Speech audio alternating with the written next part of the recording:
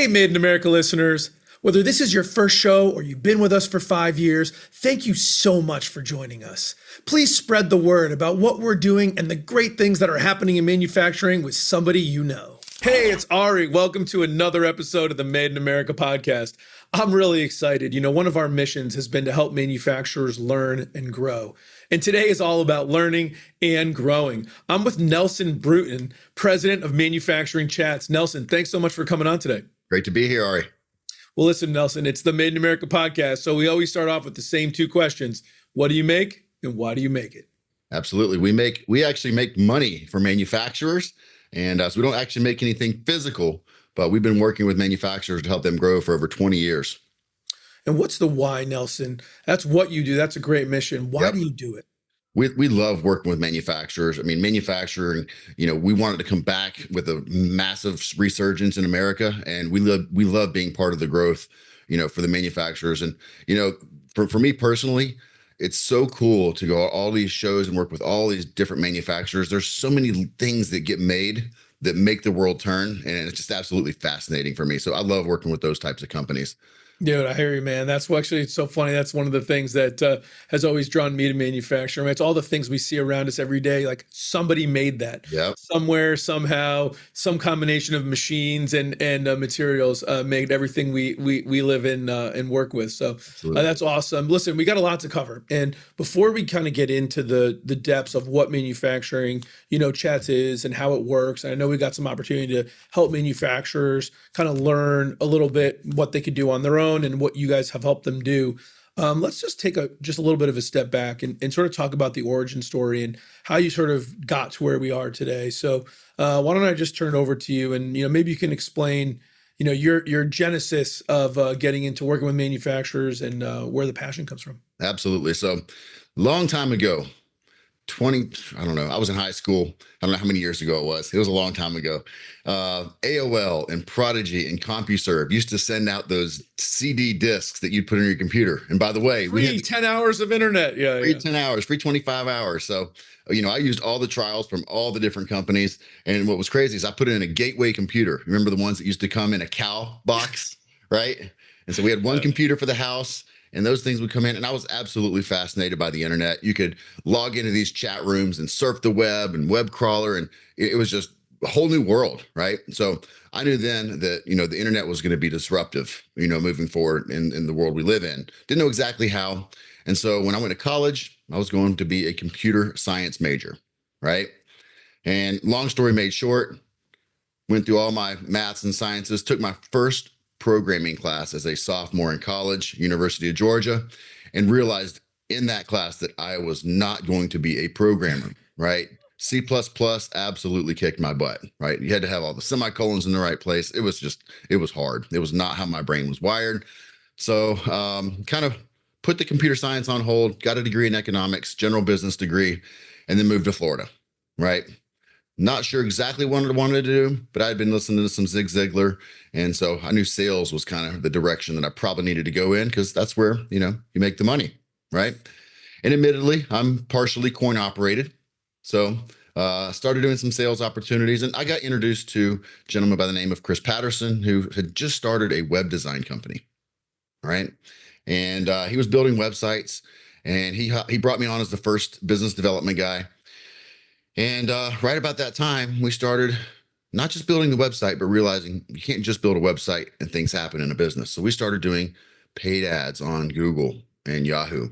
And we started doing search engine optimization. And we started sending emails out to the list that we were helping our customers build. And we were driving traffic now to the websites. And then we realized, hey, we have got to extract more value, more opportunities from the people that were driving to these websites. And we build our chat infrastructure, our live chat infrastructure. So long story to build up that foundation, we've been a full service digital marketing agency for over 20 years, chat being part of our offering, right? Build the website, drive the traffic, convert the traffic with chat. That was our model. We had a partner program and we still have some legacy customers on that model.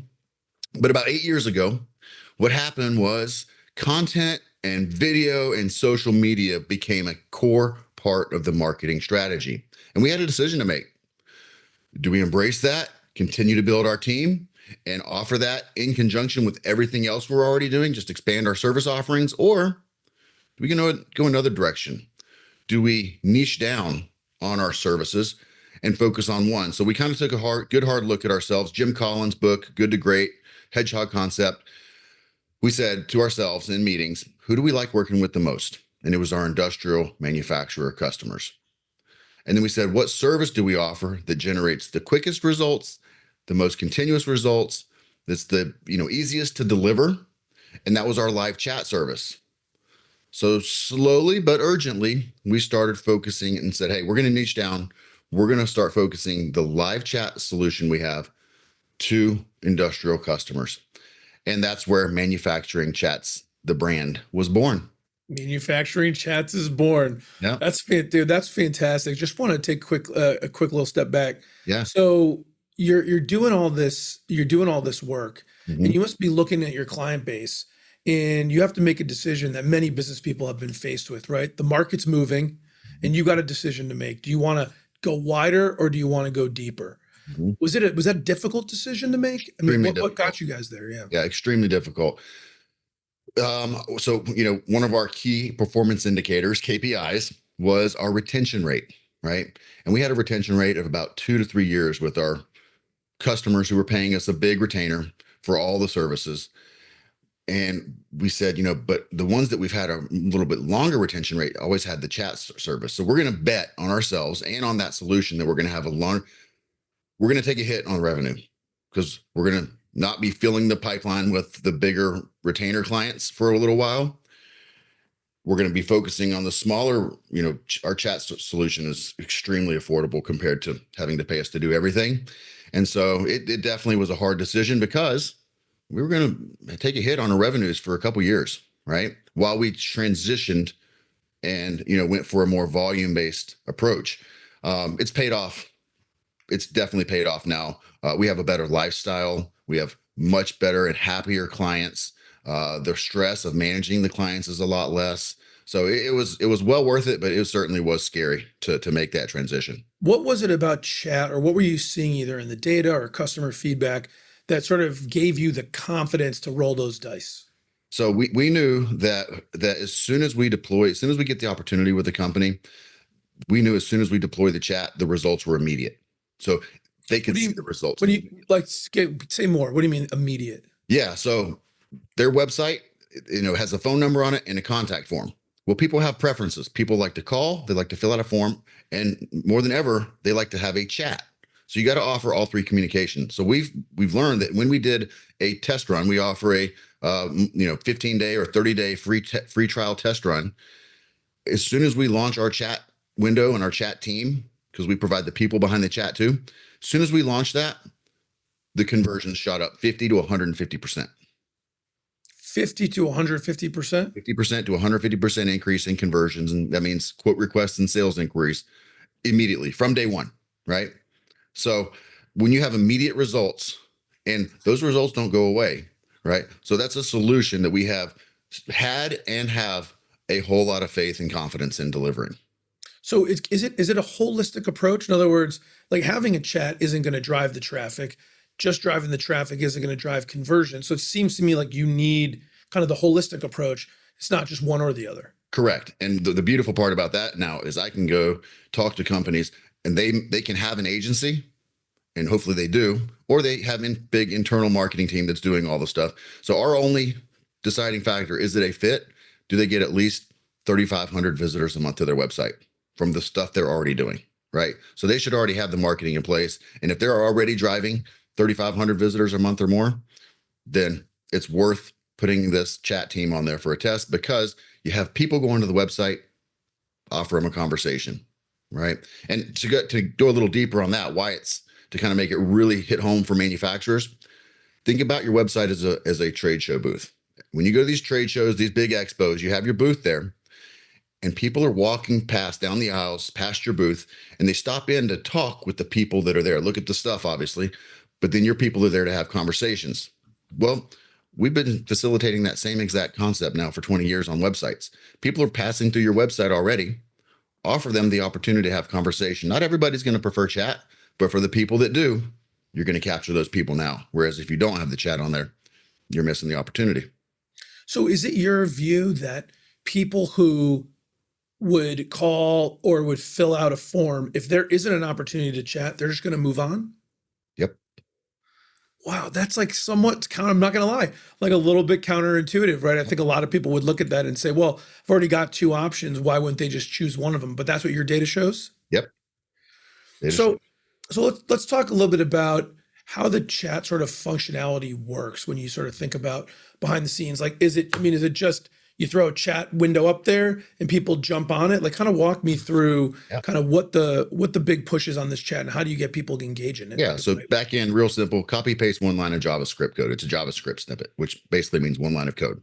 So easy to put chat window on a website. In fact, chat windows are a dime a dozen, right? And they're very inexpensive. So that's not the value part. The technology itself, the chat technology, that's not the value add. That's not the big deal. Correct. The value add. So when you deploy a chat, and here's some things to consider. You have a few options. You can do an automated chat bot, AI. You can staff it yourself with your team, or you can have a company like us manage it 24/7 for you with real humans. So our value is we provide real humans 24/7 that respond within seconds. All right. So that's our value. That's why us. All right. Now let's go backwards. If you're going to try to staff it yourself, here's some things to consider. And it can work. If you have people that are, inside sales or customer service that can staff it, then try it out, right? Put your people on there. But here's the things to consider or inspect what you expect as you test it out. Did your people get interrupted during the day from their other tasks that they were working on? And was it annoying to them? Did they end up handling a lot of chats that were non-meaningful or spam? Because that does happen, right? And is that annoying to them? So does it interrupt their flow, their workflow? Does it take away from what they were doing? Is it hard for them to jump back and forth?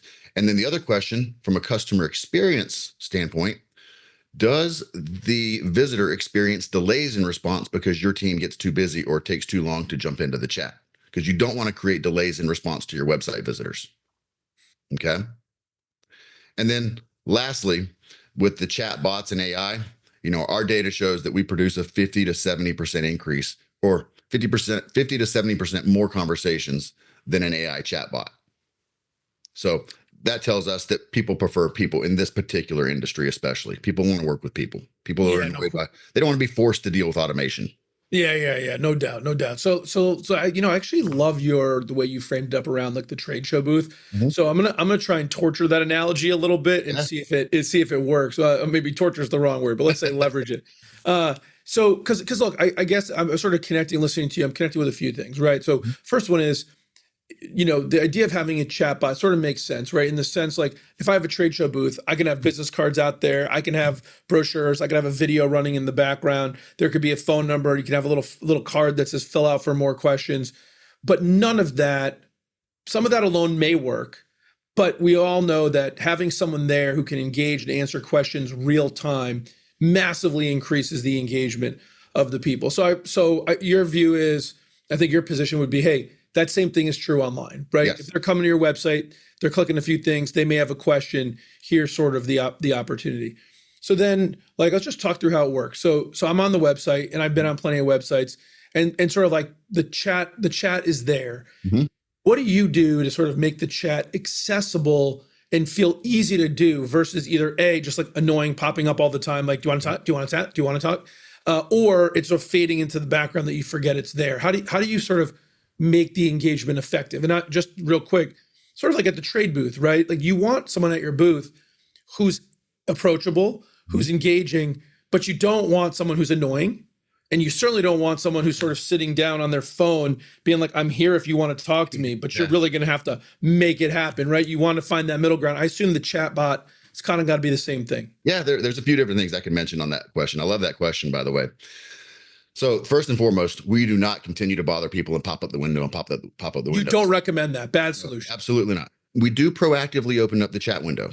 Usually it's about 15 to 20 seconds. We'll automatically open up the chat window. And we'll say, hey, welcome to XYZ company. How can we help you today? Or welcome to XYZ company. Do you need a new system, new or parts and service, right? Whatever the customer wants us to start with that initial greeting. So we do proactively open up the chat window. Now, some of my customers, their average time on their website is over 4.5 minutes. So we don't even show our chat icon or the chat window till after a minute. So there is a strategy. There's people you work with whose average time on site is almost 5 minutes. Yep. Yep. People are there. There's lots of data. There's lots of stuff to look at. So people are on the site. So let's let them get there, do their thing. And then a minute in, we can say, hey, by the way, welcome to XYZ company. How can we help you? But most of our customers are in that 15 to 20 second window where we open, because their average time on site is 1.5 to 3 minutes. Right. So that's an important thing to study. The second thing that I'll mention to your question is, so when we pop up the chat window, and this is huge, if you're already doing chat as a manufacturer, and when your chat window opens up, if it's asking the visitor for name and email address before the chat starts, that's a gate, that's a massive roadblock, that's costing you conversations, which is costing you potential sales. Do not make your chat gated, right? Gates are for cattle, right? And so, I love that. Gates are for cattle. Gates are for cattle. Make it easy to have a conversation. Made in America is brought to you by Compass MSP, a national leader in cybersecurity and IT services. It's our mission to help businesses realize a competitive advantage by harnessing the power of IT technology. Compass MSP will help you reach your business goal. Visit us at compassmsp.com. So if you look at, our website or some of our customers' websites, the chat window opens up and the visitor can start typing right away. Okay. That's a huge, huge, huge thing. Okay. So no gates, make it easy to start the conversation. So so they're on the site, depending on this type of the site. So if I'm doing it, one of the key things I got to figure out is what's my traffic? So you covered that minimum 3,500 visitors. Yep. If I'm not at that, is that something, just as a direct question, Nelson, like, are you someone that can help me get my visits up, or do I need to kind of get that done before I would even get help from you? We can't help with that. We can help with traffic generation. Again, we don't go after that business, but we have 20 years of expertise with SEO, search engine optimization. So we can do all that stuff too. Usually the company has somebody local they work with their website, and usually that website company does the same thing. So we say, hey, we can help you if you need to, but if you have a web company, go tell them, hey, let's increase traffic. Let's spend more on ads. Let's do SEO to drive better rankings and more traffic. So that is a thing. And then, to the people out there who have less than 3,500 visitors, that's where I would suggest put a software like Olark, just does the software for chat. Connect it to your phone. You're not going to get maybe 1 or 2 chats a week, which is not going to be overwhelming, right? Yep. And so that's where we come in. When you're getting, lots more people to the website, that takes a dedicated resource to respond right within seconds. But if you're, only getting pinged once or twice a week because you don't have a lot of traffic, then it might be worth a test with one of those softwares. Got it. All right. Yeah, good tip. So say I'm up to 3,500 visitors. Yeah. I want to make sure that I set up my chat to come up. And there isn't just interesting that I didn't even think about, but there isn't sort of a one size fits all here. It's going to depend. So how your site operates, what people are coming, how long they're going to be there, that's going to modulate how quickly you want to pop up and get the chat going. So the chat window pops up, no gates. Gates are for cattle, like that. So we got that. Then sort of what happens. So typically, like, what do you guys typically find is sort of the way that engagement starts? Does like a person sort of start by like, hello, is anyone out there? Like sort of checking it? Do they just come with a question? Like kind of what happens next? Yeah, the majority of the time, the visitor knows why they're there. Hey, I'm looking for a new system for this, or a new XYZ boiler, or a new, laser cutting system, whatever it is. They know what they want right away. And so we're talking about scripting now, right? We're kind of going into, well, how does that script work? Especially if your team's handling it, Nelson. How do you train your team to answer all the questions? That is the most common question I get all the time. When I'm that it? That's like the biggest thing is, hey, this all sounds great, but how are your people going to know my stuff? Yep. And so the common misperception is, you think whether you're going to do chat is, well, the people are going to ask questions. We have to answer the questions. Okay. Well, when you start talking about technical questions, because all my customers are extremely technical with sales cycles of 3 months to 6 years in some cases. So highly technical, specified products to applications and facilities and whatnot. So the misconception is this: the chat team's role is not to sell or be a technical person. Okay. It's weird. It's counterintuitive, to use your word earlier. It's counterintuitive. The chat team's role is not there to sell. You have your salespeople, your technical people that have been trained for years and years and years. They're there to answer those questions. So the chat team's role is to be top level triage qualification. So we are experts at finding out who the visitor is, let the conversation happen. And during that conversation, find out who they are, where they are, the current customer, what do they need? And then we say, all right, great. One of our experts will be happy to help you with that. So we take in that top level information, and it could be new equipment. It could be, a new system. It could be parts and service. So we're really good at finding out what that is. And of course, we have layers to the script. If they're asking for parts for a particular piece of equipment, we've asked them what model or serial number their current equipment is. So we can go down and peel those layers a little bit during the script, but it's very top level just to get enough information so that when we send that chat transcript over, so when it finishes, the chat's finished, within about 5 to 10 minutes, it gets emailed to the appropriate department for our customer, depending on what type of chat inquiry it was. Wow. So then there's another maybe misconception. The goal of the chat isn't to close the deal. It's not to get the sale done. It's not even to really provide like deep technical expertise or response.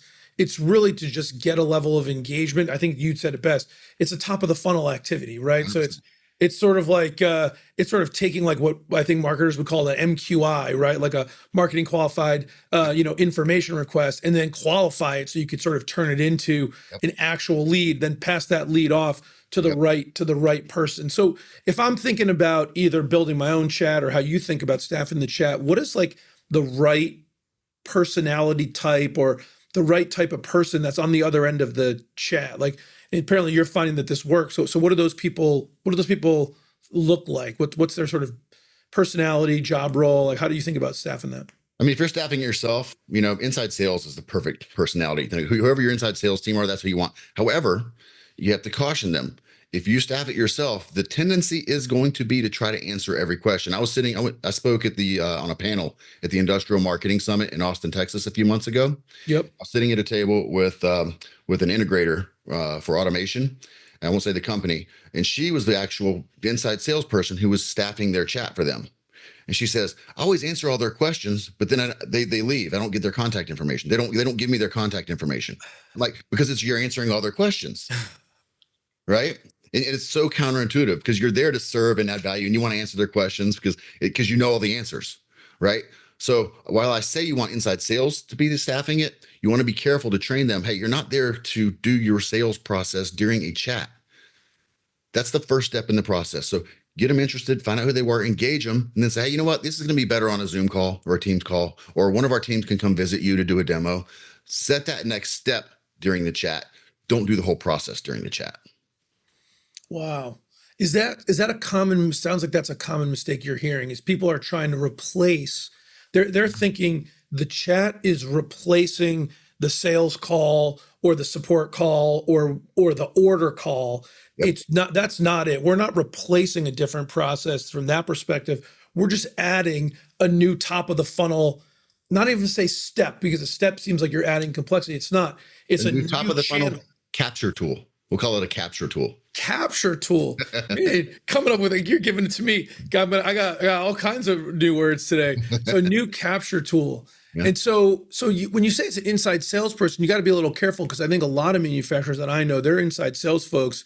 They're commission, quota carrying, looking to get commission stuff done. I mean, they're real sales. This is more marketing, it feels like. I agreed. Well said. And it's going to vary from company to company, right? There is no one size fits all answer to this, but certainly test it from a marketing perspective, right? Test it, and then kind of you'll have your team kind of feel it out. But know in the back of their mind, the goal is to get them engaged enough to say, all right, you know what, this is a really good conversation. We definitely can help you. Why don't we set up a time later on? How's your schedule look next Monday or Tuesday at 3 p.m.? You know what I mean? It's inside sales. It's sales 101. Get them involved, and then set the next step. And then on that Zoom call or Teams call or in-person meeting, that's where you really do your normal sales process. Yeah, kind of run through your normal. That makes a ton of sense. So it seems like obviously a lot of manufacturers are small, probably don't have this level of thinking, but when I think about this is really lives in the marketing side, not so much on the sales side. That's kind of what I'm really kind of getting. It does. It does. However, some data that we have, 40 to 70% of the chats we send to our customers are sales inquiries. So it really it's both. I mean, it's marketing and sales all wrapped nicely into one, because conversations create sales, right? Yeah, for sure. So, with 40% to 70% of the chats typically being a sales inquiry, we send those typically right in addition to emailing them to the people at the company. We also can have them go right into their HubSpot or their Salesforce or their Microsoft CRM, and then they can get distributed to the people necessarily. And most of my customers, they sell through distributors. So a lot of times the customer we work with, which is the OEM, they will handle the chat, respond to them and say, hey, we're going to send your information over to this distributor in your area, right? Because as that brand, if that chat comes, because we have the capability to send it directly to the distributor, right? We can get email address lists and territories and zip codes and whatnot, and we can send the chat right to the distributor. We recommend against that because we always ask the question to our customer, how confident are you that your distributor is going to respond quickly to that chat when they get it in their inbox? And they're like, I'm not. No. Let's let us get it first. Speed to action's got to be a huge predictor of conversion. Like when that sort of chat transcript comes through, what do you recommend is speed to contact? So InsideSales.com and MIT did research on this some years ago, and they did a big study. It was a big study on web lead response time. They found if you don't respond within an hour, you're 6 times less likely to put that person into your sales process. So we always 1 hour. If you can do it faster, great. If you can't do it faster than that, then there has to be some level of expectation that we set during the chat conversation. Hey, someone will be in touch with you within 2 hours or 3 hours. Set an expectation and then over deliver on whatever expectation you set. But we always say within an hour is your goal. And that's for if somebody fills out a form on your website and that comes in, that same thing applies there too, because that's a web lead. Yeah, that's what I was going to ask you to confirm. But that 1 hour is anytime someone fills out for a web inquiry. If you don't hit them in an hour, you're 6 times less likely to convert that. So all the work you did to drive them to the website, all the work you did to build the website, all the work you did to get the form, all that is just being diluted just because we're not moving fast enough. That's correct. So what size companies can use this effectively? Like, do I need to be a huge firm that's getting tons and tons of web traffic to really see this be valuable? Like, is it can a small manufacturer gain from this? Do I need to be only selling to other manufacturers? Can I be can I sell to OEMs? Like, where do you see this being effective? Yeah, great question. And it goes back to what I said earlier. In fact, it's not just manufacturers. The way I'm going to answer this question, if your company matches these 2 criteria, do you get at least 3,500 people to your website each month? And do you sell a product or service that has a high ticket, high average sale, or is one customer worth a good amount? You know what I mean? And that high ticket in this particular conversation, is one sale worth 10,000 or more to you? Right? A lot of my customers, it's 6 and 7 figures per sale. But if you have a $10,000 sale or more, or one customer over the course of a year is worth 10,000 or more to you, then that's it. So it doesn't matter what size. 3,500 visitors to my website and an annual value of a customer of $10,000 or more. I'm going to see positive ROI on this investment. Yep. That's a very low bar, Nelson. Like, everyone listening to this needs to be getting on this chat, is what you're saying. Try chat with us or some way. Try it out. You will see an increase in your business. Damn. Made in America is proudly presented by Compass MSP, the premier IT services provider. The Compass MSP approach blends our exceptional standards, dedicated people, advanced tools, strategic policies, and innovative techniques, offering a distinctive solution for managing our clients' IT requirements. Discover how Compass MSP can enhance your operations and strengthen your security with our comprehensive IT-managed, co-managed, cybersecurity, and compliance services. Visit us at compassmsp.com. What is if I want to try it out myself, just to give it a go, what's like the number 1 or number 2, like the top kind of 2 tips you would say that I got to keep an eye on to make sure I'm successful? Really good question. I would say response time is key. Make sure that if you're going to do chat, make sure you're responding quickly to the visitors. Just put yourself in the shoes. We've all used chat at some point, right? Even if it's not our preference, because my preference, I like to pick up the phone and call. I don't even like to use chat. You know what I mean? But I've used it in certain circumstances. Sure. And if there's two times when time, there's three places where time slows down. When you're waiting for a response with chat, when you're doing cardio, and you're waiting on something to cook in the microwave, right? Those are the only three times I found where time absolutely dilates and slows down, right? So when you're sitting there on a chat and that person's taking forever to respond, your frustration level grows and grows and grows and grows and grows and grows and grows. So you don't want to do that to your customers. So response time is the number one key thing. And then of course, making sure that, if that chat does come through, you have somebody that can respond to it quickly if it gets sent somewhere else. So when you say response time, you don't even just mean acknowledging, you mean the back and forth. It's like, even when you're on your cell phone, right? There's nothing more, and you're so right about this, and we can all probably relate to this. If you have an iPhone and you're on it and you see the bouncing bubbles and it's just going on, and you're just like, what is happening? So it's a yes or no question. And then you watch the bouncing bubbles and the answer is like, maybe. You're like, what just happened? So I hear you on that. That's right. Time dilates, and that can be super frustrating. So it isn't just about being there. It's about staying engaged in the conversation. So that's got to be really important. And is that the reason?